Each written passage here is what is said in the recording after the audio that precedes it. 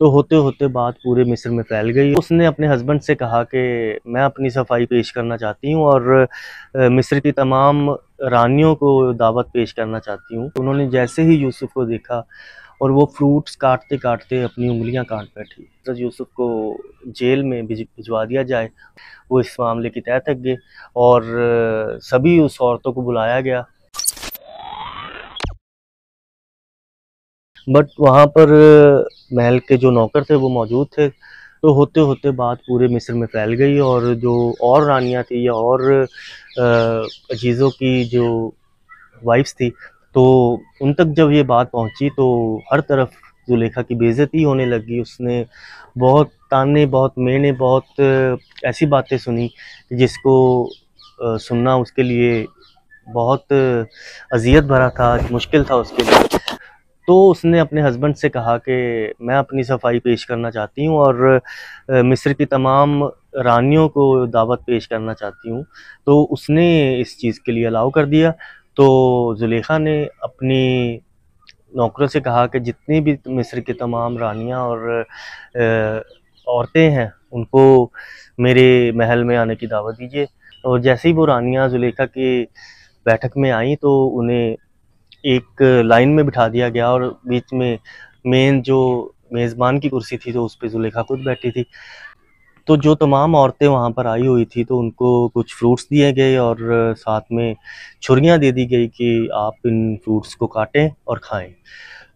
तो जुलेखा के कहने पर यूसुफ को बुलाया गया और यूसुफ जैसे ही उस कमरे में एंटर होते हैं और जुलेखा की तरफ वो अपने फ्रूट्स की जो टोकरी थी वो लेके आते हैं जुलेखा के लिए। तो जो औरतें फ्रूट्स काट रही थी उन्होंने जैसे ही यूसुफ को देखा और वो फ्रूट्स काटते काटते अपनी उंगलियां काट बैठी।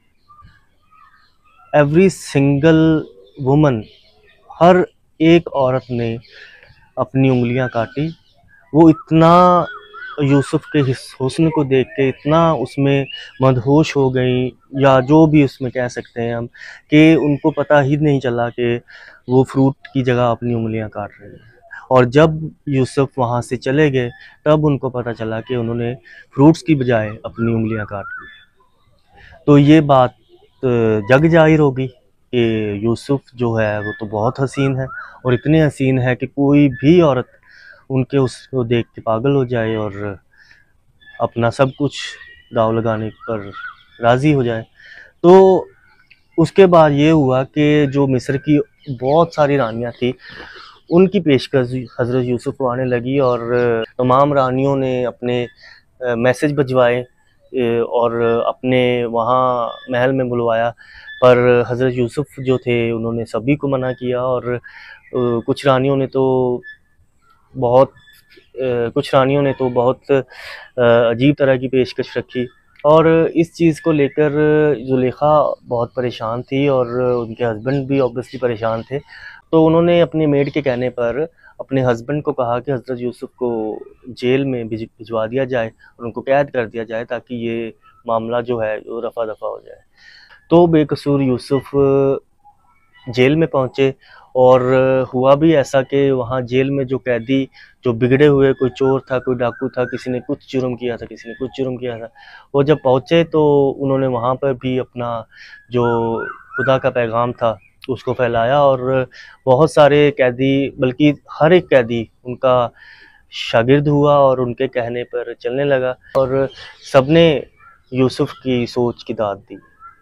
जुलेखा की मेड का मानना था कि वो कुछ दिन या कुछ महीने जेल में काटेगा तो उसको पता चल जाएगा कि महल की ज़िंदगी क्या थी और जेल की ज़िंदगी क्या थी, और इस तरह वो आपका जो प्रपोज़ल है उसको कबूल कर लेगा। तो इस सोच के चक्कर में जुलेखा ने उसको वहाँ पे बंद रहने दिया। देखते देखते 10 से 12 साल गुजर गए। एक दिन अचानक मिस्र के बादशाह को एक ख्वाब आया और ख्वाब बहुत अजीब था। तो उसने अपने जो आमून जिनकी वो पूजा करते थे, उनके जो साधु टाइप लोग थे, उनको बुलाया और उनको अपने ख्वाब के बारे में बताया। ये 7 मोटी और तगड़ी गायें हैं और 7 बहुत ही पतली गायें हैं। जो पतली गाय है वो मोटी तगड़ी गाय को खा रही है और 7 हरी भरी गेहूं है और 7 ही सूखी हुई गेहूं है। तो इसका अब उसे रिज़ल्ट चाहिए था कि इसका मतलब क्या है। तो जो उनके मज़हब के लोग थे, उनको वो अपने बड़े उन्होंने फ़ॉर्मूले लगाए, तो उनसे तो कुछ बना नहीं इसका मतलब। तो जेल में एक कैदी था, वो यूसुफ के साथ रह के आया था, तो उसने अपने बादशाह से कहा कि अगर आप बुरा ना माने तो एक जेल में कैदी है और वो ख्वाब के बारे में काफ़ी अच्छी नॉलेज रखता है, तो आपको अगर ना इतराज़ हो तो मैं उनसे पूछ के आ सकता हूँ। तो राजा ने कहा कि ठीक है, आप पूछ लाएँ। तो ऐसे करके वो हज़रत यूसुफ के पास पहुँचे, तो उन्होंने बताया कि इसका मतलब ये है कि 7 साल तक तो मिस्र में बहुत अच्छी फ़सल होगी, तो उसके 7 साल बाद नील नदी सूखी पड़ जाएगी और 7 साल तक कोई बारिश नहीं होगी, जिससे फ़सल का बहुत नुकसान होगा। और आप ऐसा करें कि जो 7 साल आपकी अच्छी फ़सल होगी, उस 7 सालों में अगले 7 सालों की फ़सल को जमा कीजिए और ऐसा कुछ निज़ाम करें कि उस 7 सालों में हम सारी अपनी जो मिस्र की अवाम है, उनको हम फ़सल जो गेहूँ है, वो दे सकें।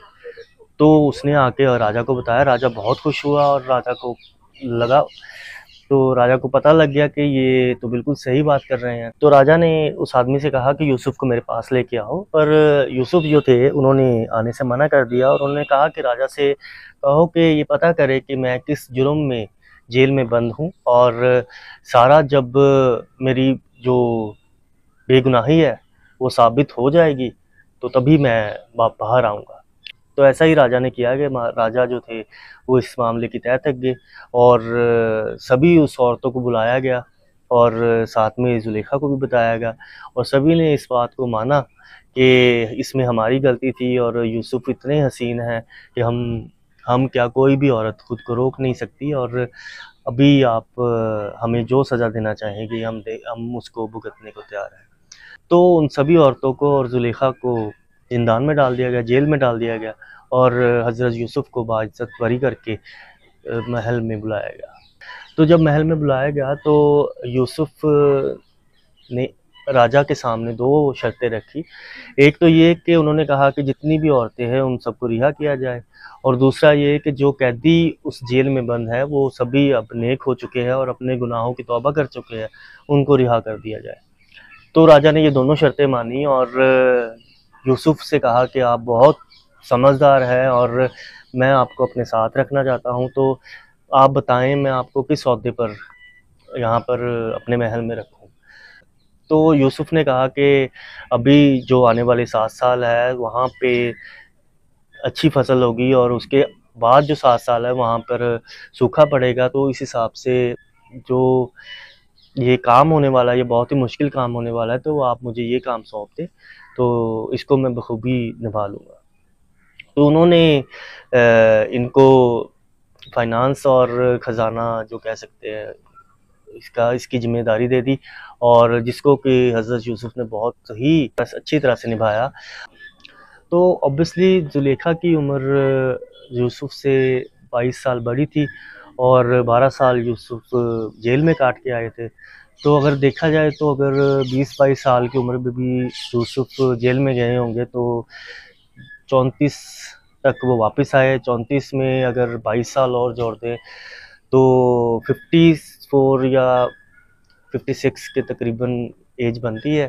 तो टाइम गुज़रा और ज़ुलेखा के हस्बैंड की डेथ हो चुकी थी, और ज़ुलेखा की जो आँखें थी वो बहुत कमज़ोर हो चुकी थी, पर ज़ुलेखा की जो उनके लिए मोहब्बत थी वो उतनी ही स्ट्रॉन्ग हो चुकी थी। तो गली के या मोहल्ले के जो चोर उचक्के थे वो ज़ुलेखा के पास आते और यूसुफ की खबर देने के बदले में उनसे कभी ज़ेवर ले जाते या कभी अच्छा कुछ जो उनको लगता वो ले जाते।